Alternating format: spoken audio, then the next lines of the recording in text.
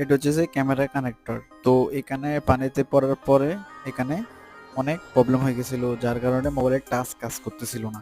তো আমি বুঝলাম না, এটা তো ক্যামেরা সেকশন, এখানে আপনার পোল ধরে গেছে, যেমনটা কিরকম কিরকম হয়ে গেছে, কিন্তু কাছে কাজ করতেছে না।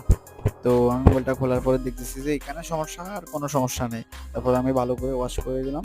তো আমি ক্যামেরাটা ভালো করে চেক করে নিলাম। তারপর আমি মোবাইলটা যেভাবে খুলেছি সেভাবে ফিটিং করে দেখতেছি যে একেবারে মানে টাচ ঠিকঠাক মতো কাজ করতেছে।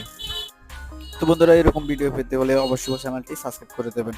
তো আমি মোবাইলটা খোলার পরে এই কাজটা করে আমি এখন চার্জ দিয়েছি, এখন চার্জ হইতেছে। যাক, এটা ওপেন করে দেখতেছি, দেখতেছি যে মোবাইলে বরাবর টাচ কাজ করতেছে।